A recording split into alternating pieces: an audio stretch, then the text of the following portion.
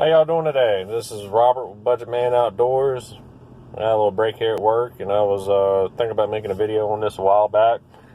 I hope y'all are staying safe during this coronavirus ordeal, and hopefully we'll all go back to normal. I'm one of the lucky ones that get to stay at work. And there's a lot of people out there, including my wife, that can't work right now, so hope everything gets better for y'all, and y'all are making it okay, and y'all surviving. For the people that are in the field of, hands-on labor, or this might be a video for anybody that just enjoys knives and actually, put some good use to them. I'm going to make a video today about a Benchmade Super Freek and what I like about it, what I didn't like about it, and how it's held up over the course of about 5 months now that I've owned it. The Super Freek is the predecessor of the Freek that Benchmade made. Yeah, alright.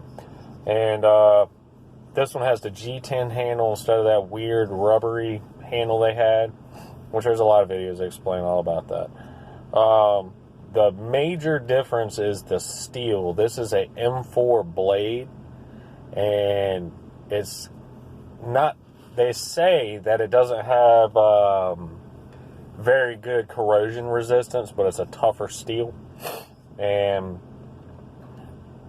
the S30V and the S20V and all that, I've owned a couple different blades in that steel, and that's a good steel. I mean, I have nothing wrong with it, but the biggest complaint I would really have to say, and this was only with one of my knives, and it wasn't a Benchmade, it was a Spyderco.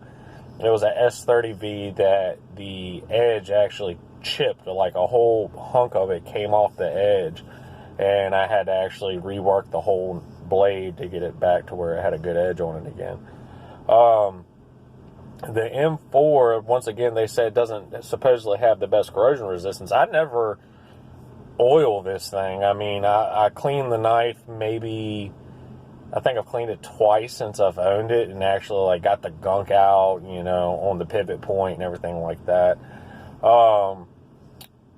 And I haven't had any surface rust on the edge and I'll take a second to talk about this coating. It's like a Duracoating or Cerakote, but I think it's proprietary to Benchmade. They got their own coating, and it does wear off. I've had, some little scratches here and there on the top blade. I don't know if y'all can really see that. But, I mean, as far as the whole side of the blade, I cut nylons like it's going out of style. And there's not a lot of, crazy wear on it, really. I mean, it doesn't have really any wear on it. So, I mean, that pretty much covers the blade. I mean, it's not the easiest to sharpen, but once you have it the way you want it, I put my edge on it that I want. I just use a little Work Sharp field sharpener. I never use the diamond stones anymore now that I've got it. About once a month, I run it over the ceramic and then leather strop it, and that's it. And it holds a razor sharp edge for at least 3 weeks for me, to where I can still shave my arm with it. And I'd say if you want to call it getting dull by about the end of the month, and that's when I'll freshen up the edge, and it literally takes me like 2 minutes to do that, just with a ceramic rod, leather strop. I'm not getting crazy with it, and it'll go right back to razor sharp. So edge retention, amazing. All right, so that covers the blade steel. The handle itself is super comfortable with that G10. And like, just the ergonomics of it is amazing.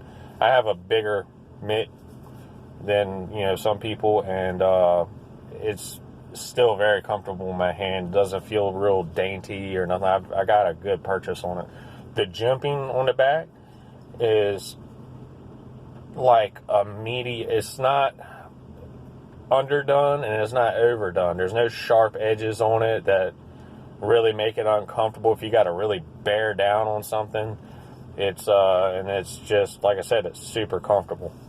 The access lock is tried and true. I mean, it's nothing that hasn't been done on many other knives. So It was a little sticky when I first got it, kind of gritty feeling, but after some use, I mean, she's good to go. The only thing I changed on this knife, and I've seen other videos before I bought this one where I did my own review or research on it, was the clip. It had the standard arrow point clip, you know, it's not a deep pocket. And I didn't like it because about that much of the knife would stick out of my pocket, the handle. And I, you know, being G10, I was kind of worried, oh man, you know, I work with cranes and I'm climbing up and down them and trucks and all kinds of stuff. And I was worried about hitting it on something and maybe jacking the handle up or whatever. So I called Benchmade and they sent me a deep pocket clip. And with the deep pocket clip, I mean, it literally, it's about the lanyard hole sticks out, and that's it. And it's the retention on this clip is very good. I've never had it fall out of my pocket, and the handle doesn't tear. I don't, you know, some people complain about with certain knives, and I have another G10 handle knife. It's a Spyderco. It's a little rougher texture. It will literally destroy pockets on any jeans, shorts, whatever I put them in. This one does not tear up my pockets at all, and so that's really killer about it. You know, obviously, I think personally it's a cool looking damn knife. It's just got those little, you know, red accents on the center with the anodized aluminum, and there's I don't know if it's like a resin filled plastic or something like that, or G10 or whatever on the inside. And then you got these cool looking G10 handles with that black blade. This is a cool looking knife, but that's what got my attention originally. The only thing I didn't like about it was the price point, but once I started doing my research on it and saw about the M4 steel, and it's considered like a super steel, it's a premium steel, and I was worried about edge retention. And like I said, I cut nylons. It's more than just cutting cardboard boxes with this thing. I literally use this knife every day, and it has been a killer knife. So all in all, if you are in the market for a good everyday carry knife that doesn't require you to sharpen it once a week, once every 2 weeks, I mean, you can literally, if you don't really use your knife that much, I bet you can get away with sharpening this knife. And well, like I said, with just ceramic and a leather strop, probably once every 3 months, freshen the edge up on it. It is killer on the edge retention. So check it out, man. Go to a store if you got one that has one in stock. Put it in your hands. I think you'll be happy with it. I bought this one at Field and Stream, and I think I paid $194 or something like that for it.